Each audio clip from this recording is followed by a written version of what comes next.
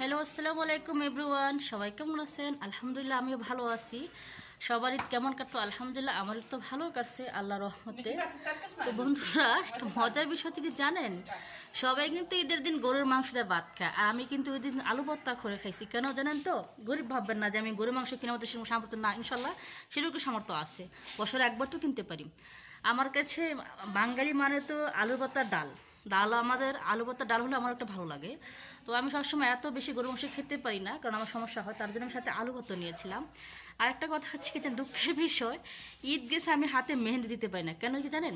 আমি মাথার মধ্যে মেহেন্দি দিছিলাম চুলের বাঁধে। তো সেই মেহেন্দি আমি হাত দিয়ে দিচ্ছি, আমার হাতগুলো লাল হয়ে গেছে এমনিতে। তো মেহেন্দি কোথায় দেবো? মেহেন্দিটা দিতে পারি না। ইনশাল্লাহ পরে এক সময় দিব। আর আমার হাতে মেহেন্দি দিলে কেমন হবে সেটা জানিও না। অনেকবার দিছিলাম, আমি সবসময় দিই না, এবারকে ভাবছিলাম দিব, কিন্তু মাথায় মেহেন্দি দেওয়ার কারণে আমি হাতে মেহেন্দি দিতে পাই নাই।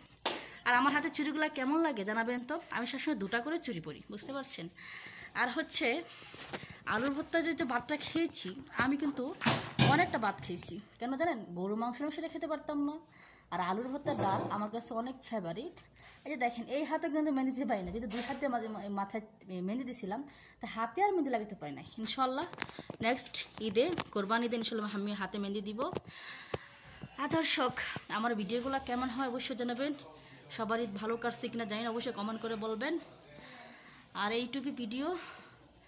আল্লাহ হাফিজ, ভালো থাকবেন। এখন আমার আবার খিদা লাগছে, খেতে হবে। আমার খিদা লাগছে, খেতে হবে। কিছু মনে করবেন না দর্শক, চলে যাচ্ছি বিদায় নিয়ে। আমি আপনাদের খাবারটা দেখাতে পারি না, সেটা সমস্যা। আমি দেখাতাম, কারণ আমি চাই না খাবারটা দেখাতে। এইগুলো আমি পছন্দ করি না, খাবারটা আবার বেশি মানুষকে দেখানো, কারণ খাবারটা অনেকে তো খেতে পারে না, সব জিনিস মানুষের কষ্ট হয়। এগুলো না দেখানোটা ভালো। তবে এখন আমি ডিমের তরকারি রান্না করি, সেটাতে ভাত খেয়ে নিবো। ভালো থাকবেন। আমার খেতে পেয়ে গেছে।